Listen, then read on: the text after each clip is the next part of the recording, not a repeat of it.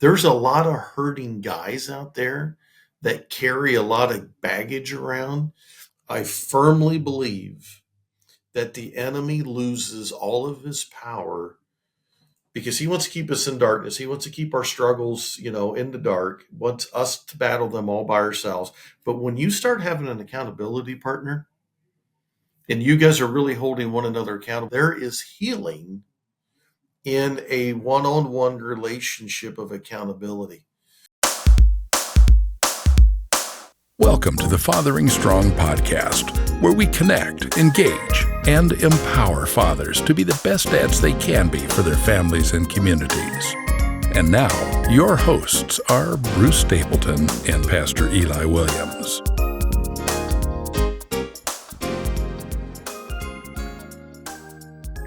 Well, hello, everybody. I'm Eli Williams. On behalf of Bruce Stapleton, we want to thank you for joining us today for the Fathering Strong podcast. I am Eli Williams. I'm a husband and a father. I'm a grandfather. I mentor a number of fathers. I'm an author. I wrote the book, Father Love, the Powerful Resource Every Child Needs, back in 2016. I'm the president of Urban Light Ministries, which is the nonprofit organization that powers Fathering Strong. And I am delighted today to have as our guest Mr. Phil Elmore. Now, I addressed the topic in this week's Fathering Strong blog. In case you haven't seen our post this week, look it up. You can download it and get notifications as well whenever we release those. But they come out every Monday night. And this week's is about iron sharpening iron. It's about the importance of men being in accountability partnerships. The fact that men need each other. We become our best as human beings, as husbands, as fathers, and as citizens when we have another man, at least one other man, to help sharpen us and we sharpen him. So our guest today, Phil Elmore, I think is the perfect choice for this edition, and we're glad to have him today. I'm confident that he has some good insight on this topic. So welcome, Phil. It's good to be with you, Eli and Bruce. I'm looking forward to exploring this subject here and about the importance of accountability partners and iron sharpening iron. It's all good stuff. It's all very much needed. Amen. Yes, sir. Well, to begin, Phil, I know you just a little bit. We share membership on the Gathering of Miami Valley board. And I met you some time ago at one of the fatherhood. Actually, it's a man type of. I remember that. Yeah. But for the sake of our audience, I want to dig a little deeper and give you now some space to talk about little Phil growing up in the Elmore household. What was that like? Well, it certainly wasn't Leave It to Beaver by any stretch of the imagination. I came along, I was not planned by my parents. My mom was 35 when I was born, and my dad was 44. Okay. So do the math. When I'm 10 or 12 years old, dad is, mid 50s, late 50s. And so as far as a fatherhood type relationship, dad loved all of us because I'm like number 6 in line. And so he worked 40 hours a week. Mom worked 40 hours a week. And a lot of that time I was raised by older siblings, but mom and dad was always present. They always provided for us. They took us to church. They provided food and the shelter and everything else. But, I spent a lot of time around other teenagers as opposed to parents, so to speak, if that makes any sense at all. But I knew my mom and dad loved me, but it just wasn't one of those close Leave It to Beaver type relationships. And we had chores to do. We had things that was expected. I had my first job, which was a paper route. I think a lot of kids today don't even know what a paper route is, Yeah. let alone a paper. And so then my job right after that, I think I was 14 years old. I worked at a neighborhood tire and muffler shop, so I've worked all my life, grew up with my neighborhood really, and maybe I'm divulging too much information here, Never. but our neighborhood was all boys, and there was about 12 or 15 of us. There was one or two girls in the neighborhood. And there was two younger guys. I won't mention their names, but they rented an apartment across the street from us, and it was just like party central over there, Monday through Sunday. I mean, there was no days off, and I got caught up in a lot of that at a very young age. So I'm still deprogramming from some of that. Probably not the crisp, clean little package, answer maybe you were looking for. No, that's excellent, but it does beg the question. Can you give us an example of the things that you get? First of all, let me tell you, uh, lots of people can relate to your story. Mm-hmm. So feel free to share any of those stories about things that you experienced growing up, perhaps with your buddies across the street, that might help the others who are watching this at some point to relate to your story. Yeah, it was just, again, I was one of the young pups. Okay, I was one of the young kids, and everybody older thought it was like, oh, let's watch the young guy do this. What's his response to this? Because there were alcohol and different things flowing around in the neighborhood. We did, of course. I grew up in Sydney, which is not too awfully far from the Springfield area, northern Miami Valley. We had what we called was our first gang. We called ourselves the Main Street Vandals. And my goodness sakes, Eli, we did a lot of stuff that kids get into mischief. There are some things that we did that today keeps me up like, man, how could I do something like that? How could I be a part of something like that? And if my parents knew the things we were doing, wow, we would have been beat to an inch of our lives, but Wow. I don't want to give anybody any ideas, or I don't want to leave myself liable in case if somebody was going through the 600 block of Main Street in the late 70s, early 80s, and you lost the windshield of your car. I didn't have anything to do with it. We're talking about iron sharpening iron. Yeah. And having accountability. This was on the extreme other end of it. It was all bad influence, if you understand what I'm saying. Thankful for the grace of God, we can flip the page and go completely a different direction. Wow. Well, I've left you speechless. Again, no, I was thinking in my mind about some of the stuff I did as a kid. We'll move on now. Okay. Without getting into much more detail than that. All right, so time passed, mm-hmm. and you have developed a passion for men. Mm-hmm. How did that happen? Well, I gave my heart to the Lord really in my junior year of high school, when a lot of kids were just getting into the party scene and doing a lot of stuff like that. I had already been there, done that, starting from about the 8th grade all the way up through the middle of my junior year, just because the negative influences in the neighborhood, even though I was raised in a Christian home, very legalistic home. But it wasn't until probably 10 years ago that I really realized I had missed out on an area of my life where I didn't have a mentor. I didn't have someone holding me accountable, and that's a tough lesson to learn when you're when you're 50 years old and you look back and you're like, man, I don't know that I could point to maybe one person in my life that actually mentored me or even attempted to mentor me. Not to throw down on my dad. My dad loved me, but he just kind of led by example, and there wasn't a lot of coaching. There wasn't a lot of, hey, son, let's talk about your future. Let's talk about where you want to go. Let's talk about, your plans, the short-term plans, your long-term plans. None of that existed. My parents were very simple. Their goal for all of us boys was to graduate high school and get a job, and not much more than that.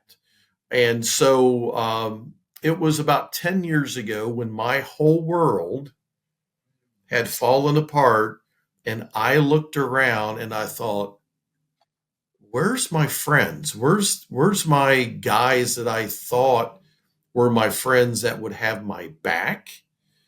And they weren't around. They simply was not around. So that going through a very dark spell in my life, and the Lord opening some doors for me with His grace, His mercy, and His love, shared with me, like, you know what, your life's not over. I write the story. I write the story of your life. And even though you're not at a place where you think you should be, or you're wondering, how did I get here? The Father says, I still have you in the palm of my hand. Yes. And life going forward is going to be much different now than it was the first 50 years of your life. And I don't know if I've, making any connection there with you or not, Eli, but, I've always been kind of, I guess, a late bloomer. Maybe not the sharpest pencil in the box, not the brightest bulb in the package, but it seems like I always go through this situation where the Lord says, I got you, and buckle up for what's going to happen next. And after I went through my own nightmare of a situation, that I really realized there's a lot of hurting guys out there, and there's a lot of guys that are alone, or they feel alone. They have no place to turn. And that's what got me turned on to really reaching out and helping men. Wow, that's pretty amazing. I want to hear about your work with Father. Mm-hmm. Yeah. We're going to do that right after this time out here. You are watching the Fathering Strong podcast. I'm Eli Williams, and my guest today is Phil Elmore. More with him after this. We dads and father figures need each other. We need a safe, non-judgmental place to share our stories, challenges, heartaches, and joys. Fathering Strong is just such a place. A new online community of connected, engaged, and empowered fathers. Learn more at www.fatheringstrong.com. Welcome back. I'm Eli Williams. Phil Elmore is my guest today on this edition of the Fathering Strong podcast. And we're talking men. We're talking the importance of relationships together as men, which hold us accountable to each other so that each of us mutually can benefit from that and we can grow. Iron sharpens iron, Scripture says. We'll talk a little bit about what that means here in a bit. Phil, I want to follow up with what we talked about just before the break, how that about 10 years ago, you had an awakening of sorts, and you realized that you needed other men. And perhaps at the same time, you realized that perhaps you have something to contribute to other men. Bottom line, you got involved with something called spiritual fathers. Tell us what that is and what your involvement is with it. Okay, so right around 2015, I was pastoring a church, and that time and season came to an end, and that's an entirely different podcast. But I found myself just wondering, where does my life go from here? What does ministry look like going from here? So in 2020, 2015, 2016, I was introduced to an individual who was at the time the regional director for Man in the Mirror, which is a parachurch organization that works with churches. We've worked with over 1,400 churches nationwide, and that number is probably over 2,000 now. But their mission is to train up, or is actually serve pastors, train leaders, and raise up men. What we do, our focus is to establish a process. We'll go into a church, we'll be invited into a church, and we will set up a process to disciple men. Okay.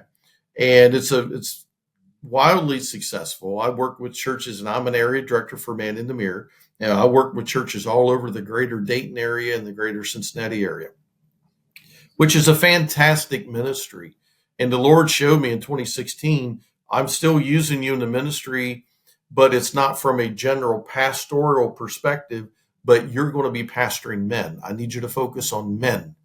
And so I've been doing that. And about 3 years ago, Man in the Mirror came out after a lot of studies that there's a lot of young men in their 20s and 30s. And as you know, Eli, even younger, young teenage kids, middle teenage, late teens, that they just don't have that father figure in their life. And so from a church perspective, we're seeing data coming in that says 20-year-old to 35-year-old, 40-year-old men are leaving the church in record numbers. And what's different about this generation in this time period, because that age group is always ebbed and flowed. They'd leave, they'd come back. They'd leave, they'd come back. Well, data over the last 10 years have told us they're not coming back. They're fed up with religion. They just, they need something more. So we're looking at this and we're saying, man, we're losing an entire generation of men in the church. Why can't we keep them? What's going on? So we're starting to looking around. There's a lot of guys in the church like me that are 50 and up. And we're just kind of sitting around not doing much of anything. And so we're like, man, we got all these guys in the church who have been through the experiences of life, whether that's being a first-time husband, being a first-time dad, trying to balance your faith, trying to balance your time, trying to do all these things in the church.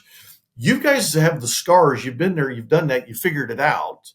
Now let's try to hook you up with these young guys that are being a first-time father, trying to figure out their career, trying to figure out their marriage, bring them together. We call them, the older guys, spiritual fathers. And we typically focus on guys in their 20s and up that are in that flux zone to help them establish, what does faith look like in your life?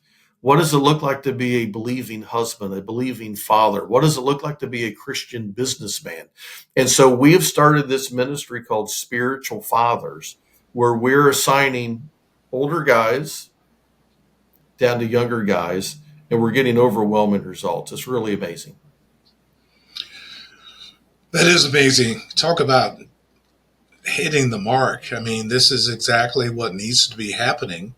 If we're going to turn things around in the church and stop the bleeding in terms of men leaving the church and men never even coming into the church, unfortunately, right, and the general condition in our communities and society at large.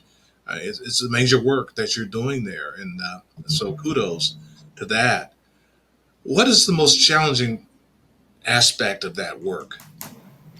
Well, twofold. Well, first of all, we did when I say we, Man in the Mirror commissioned a study, and they were asking the young people, why are you not going to church? What has stopped you from going to church? And some of the reasons they gave were not really what people expected. It's not a lifestyle. It's not an LGBT type thing. It's none of that stuff. They just felt their number one reason is they feel like There's no place for them. There's no connection point for them.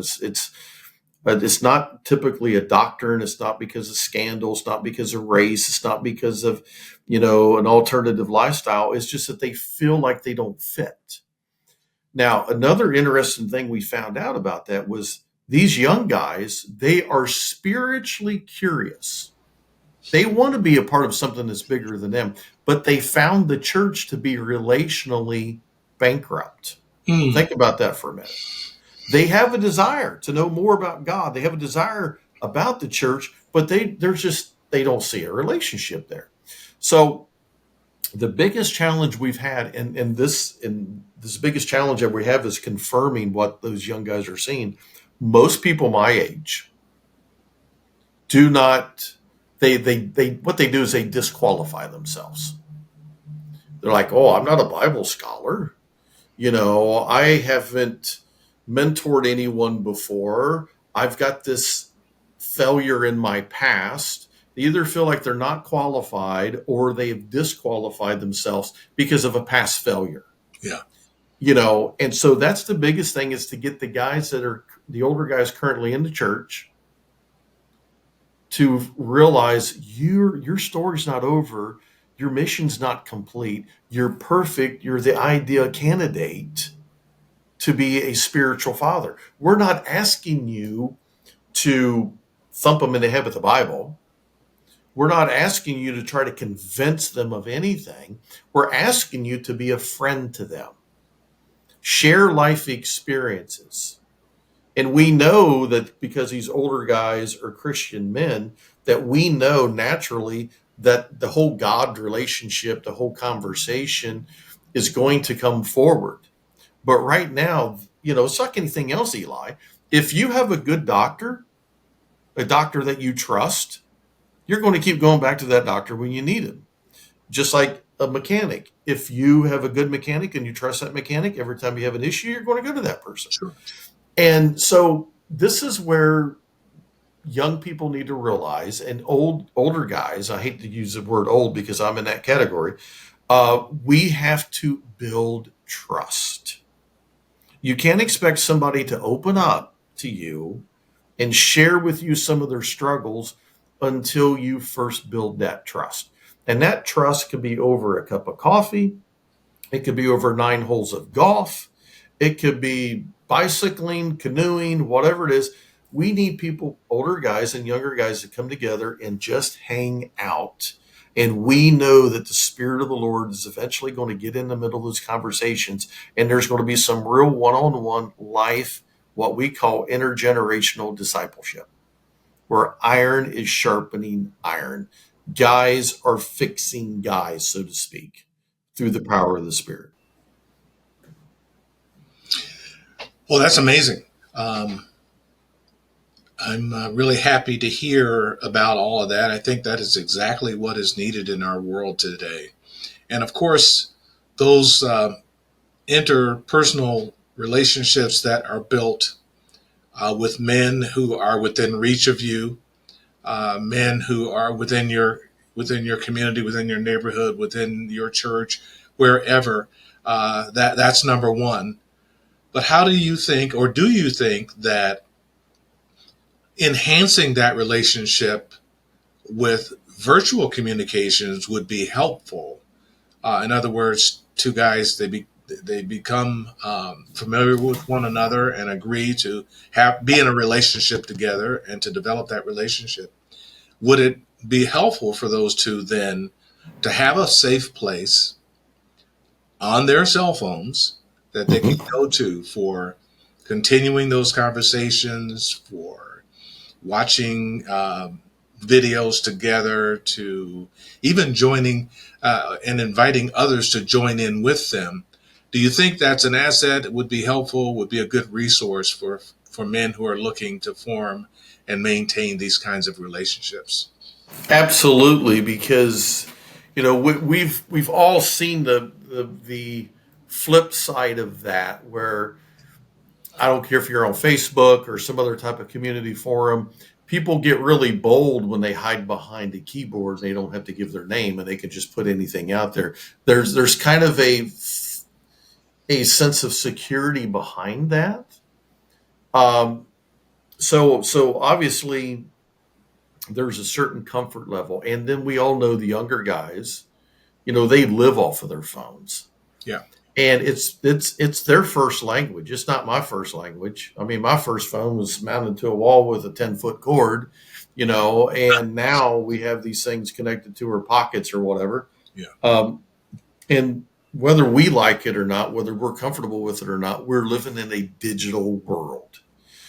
And I think that anytime we can leverage technology to create a community of back and forth, whether through text messaging or some type of private chat, and also the sharing of videos, I'm 100% in favor of that. And I think that that is a fantastic format to help bring these people together. And then at some point you're going to say, hey, you know what, let's just get together and, put the phones down and meet me over someplace and let's grab pizza or whatever.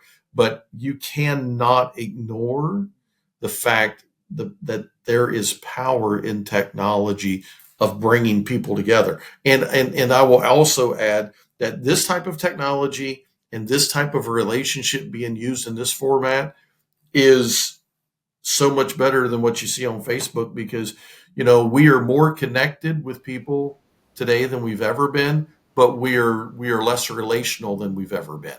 Yes. We can have 800 friends on Facebook, but we're only in a relationship with 3 of them. Otherwise, it's just a bunch of fluff, and there's really no relationship. And a lot of wasted time. It's such a distraction. I Yes. admit it. I'm confessing here, true confessions. It is so easy to be distracted, by what people post and, different conversations, different things going on Facebook that has no relevance to my life. Yeah. It becomes habit forming. I'm guilty. Yeah. Yep, absolutely. Yeah. Well, thank you. You just thank you for that little promo for Fathering Strong. I guess I should have warned people but that's what we do with Fathering Strong. That's what we're developing, is a mechanism, a tool that will help fathers, men in general, enhance their relationships with other men, one-on-one or in larger group settings. So we talked about, or you talked about, shared with us the challenges of working with men in this way. We're going to take our final break, and afterward, I'm going to ask you, Phil, about the rewards of the work that you are doing. So stay with us, folks. This is the Fathering Strong podcast. I'm Eli Williams, and Phil Elmore is my guest today. We'll have more with him after this. Do you know a new father who could benefit from a basic introduction to healthy fathering principles? POPS 101, a free online course consisting of 4 one-hour sessions in English or Spanish, could be perfect for him. POPS 101 lays out practical steps toward becoming the protector, order keeper, provider, and stabilizer his child needs. Learn more at urbanlight.org. Phil Elmore is our guest today, and we're talking men and the importance of accountability relationships with other men. And earlier during this episode, Phil was sharing with us about the challenges of the work that he's doing. I'm sure there are more of them, but let's focus now on the rewards. And I am equally assured that there are rewards doing the kind of work that you're doing, Phil. Yeah, it's, ministry can be tough. It absolutely can be tough. And anytime you can get a nugget of encouragement or truth that you're impacting someone in a positive way, that goes so far to keep us in the fight. I don't want to say keep us in the game, because it's not a game, but it keeps us in the fight. And, there are things that surprise me that I hear. And then sometimes I just walk away and shake my head and says, that doesn't surprise me at all. I'll give you an example. This happened a couple years ago. I'm at church, and a guy that I became pretty close to, we ask each other, how are you? Then we ask, how are you really doing? Don't give me the cookie cutter answer. Yeah. And I'd seen him at church. He came up, gave me a big hug, and he said, "How you doing?" I said, "I'm doing good. How are you doing?" He said, "I'm doing good. I'm doing good." He turned around and took about 15 steps. Then he turned around and came back to me and gave me a big embrace and whispered in my ear. He says, "I'm not doing so good." He said, I'm having trouble with pornography."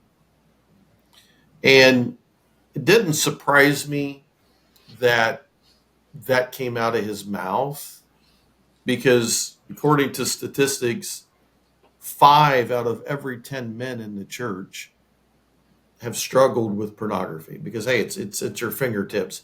When we were kids, we'd have to go searching for pornography. Now pornography's searching for us. Yeah. So what surprised me in a good way was he turned around and he came back and he admitted it. And it was because of our trust relationship. Mm-hmm. He knew it wasn't going to go anywhere, or I wasn't going to go blab and tell this person and that person. And, we're hearing stories like that all the time about guys. Listen, he tells us to confess our faults one to another, that we might be what? Not saved, but that we might be healed. There's a lot of hurting guys out there that carry a lot of baggage around. And I firmly believe that the enemy loses all of his power because he wants to keep us in darkness. He wants to keep our struggles, in the dark, wants us to battle them all by ourselves. But when you start having an accountability partner and you guys are really holding one another accountable, say, "Hey, how's it going at home? How's it going with your wife?" And you're willing to say, "You know what? It's been a rough week. I yelled at my wife, or I mistreated my kids this week." Instead of feeling shame, you're starting to feel a little bit of hope, because you're sharing that with someone else. And you guys can begin to hold one another accountable. There is healing in a one-on-one relationship of accountability. Again, Proverbs 27, as iron sharpens iron, so does one man sharpen another. We can't ignore that anymore, Eli. We really have to understand, what's funny to me is guys will talk amongst themselves about sports, about politics, about the economy, about their cars, about whatever their hobbies they have. But when it comes to spiritual issues, guys have a tendency to pull back. Well, I won't go there with him. I won't do. No, that's where we really need to press in. That's where mentors need to press in on those mentees. Like, hey, let's talk about it. It's safe here. This is a safe place. And you have to back it up. You can't go blabbing. But I have seen guys, we had a guy that come to one of our events a couple months back. He'd never been to one of our events. Never been. And basically what our event was, a bunch of guys sitting around a campfire talking. That's all it was. And he had never been to our church before. His wife attended. And we asked him, "Well, how did you come?" He says, "Well, my wife told me I needed to come here tonight, sit around the fire." And he opened up and he began to share some big, heavy stuff. He's been back at our church. He's been in every Bible study group we've had. He's making friends. He's being held accountable. We're in a text loop together, and he's been through some really heavy stuff. And he had about 3 or 4 guys walking with him through this. He is a bona fide believer. He believes in the church now, but more importantly, he believes in the bond of brotherhood. Before, he was like isolated, fighting his battles alone. Yeah. And now it's a team approach. That's the stories that get me up in the morning and get me out in the battle. Beautiful. Beautiful. Good work. Very good work. So, Phil, what is the advice or the counsel that you would give a man who does not currently have a mentor or an accountability partner? He's kind of isolated the way most men are. Mm-hmm. What would you say to him if he's determined to be the best man he can be and the best dad he can be for his children? Wow. We're isolated, and I don't know if there's a really super easy answer for that, because guys are pretty hard-headed, and we have to be knocked down 3 or 4 times before we finally figure it out. Like, what? I just don't have the answer for this. What I can tell him, that person, and this isn't a plug for the church. I don't want this to be a plug for the church, but you need to get in a relationship with another guy. And again, you're not going to go from 0 to 60 in 2 sessions, but you're going to have to get out of your comfort zone. You're going to have to do something that you haven't probably not done before. And you're going to have to go say, yeah, let's just go grab a cup of coffee. That is a ginormous step for some guys, just to say, hey, let's just go grab a cup of coffee. And don't feel like you have to, just share everything. Just be a friend. And I want to kind of flip that question a little bit. Please. To the guys that have been there, who are going to church or in organizations like The Gathering or in organizations like you lead, be on the lookout for guys on the fringe. Be on the look and invite them, because most likely they're not going to approach you because they're suffering in silence. And guys never like to show any weakness. And we have to present it in a way like, hey, man, let's meet you, grab a cup of coffee together. Do you like golf? Let's play a round of golf. And we can't fix them overnight. And we're not into behavior modification. We're into heart transformation. And that's going to start one conversation at a time. So for the guy that knows he needs help, you just wanted to step out of that comfort zone, as scary as it is. I don't like heights, Eli. I hate heights. And several years ago, I went to Chicago. It used to be the Sears Tower in Chicago. I don't know what it is now, but they have that go all up to the top floor, and they got these little outshoots that are all glass, plexiglass, and you can step out on it. I was totally freaked out. My son is standing out there in that little box, that glass box, and he's literally dragging me out there because I don't like heights. And sometimes I know that the young guy or the guy that doesn't have a mentor feels like I can't take this step. With a little bit of encouragement from an older guy or a guy that's been there, you can take that step. And it's not near as scary as you think once you get out there. And you have to have some trust. You have to have some faith. You have to have some belief, because you realize, I can't fix this. I can't fix this. And I just need a little bit of help. And I don't know if I answered your question or not, Eli. It's not an easy answer, but you just wanted to step out and do it. Appreciate your response. That was an excellent answer. And you anticipated my next question about what can a brother, a man, do if he is interested in reaching out to another man. So thank you for answering that. It's an appropriate conclusion to our conversation today. Yep. I do want to give you some space, however, to tell people how they can reach you, where they can get more information about Man in the Mirror and or spiritual fathers. Yeah, absolutely. So I am the care pastor / men's pastor at Christian Life Center in Dayton over on Little York Road. So I'm the men's pastor, and we probably have, 1,200 men that attend here. Can I reach every one of them? Not really at all, but we're doing our best. We set up men's ministry and programs and such. You can feel free to reach out to me at Christian Life Center. But also, if you're looking for establishing some type of ministry, you want to know more about spiritual fathers, check us out at spiritualfathers.com. That's our landing page for Man in the Mirror.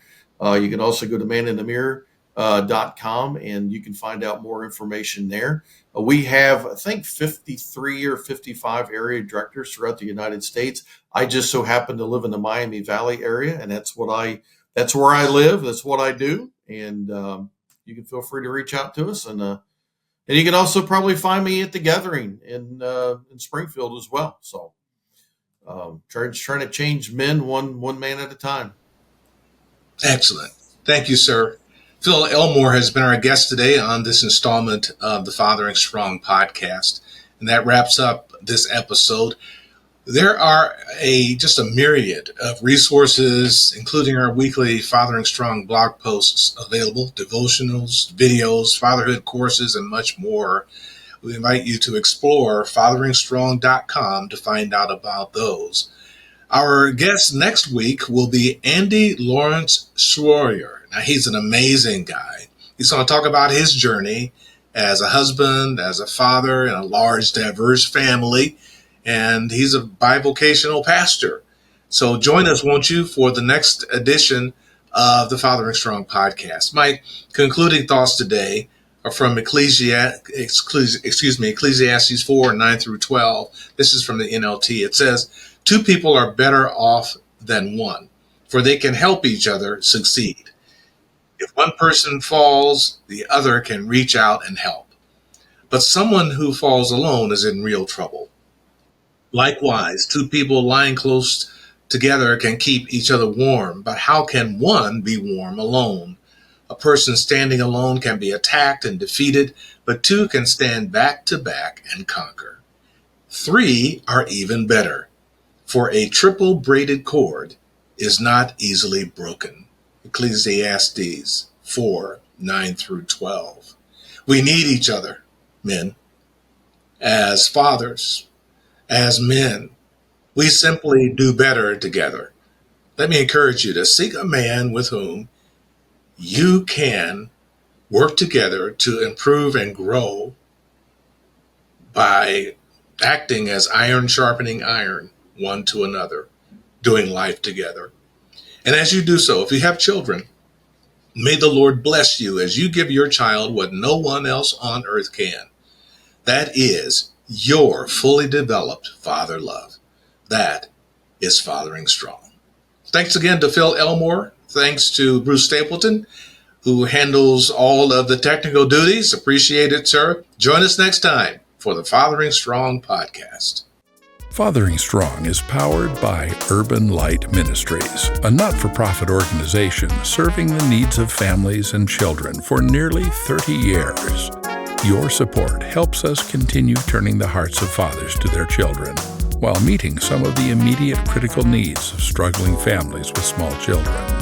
Contributions of all sizes are welcomed at www.urbanlight.org. The Fathering Strong podcast is a production of Urban Light Ministries, with technical assistance from the Momentum Group, and Harold Rayford provides the theme music.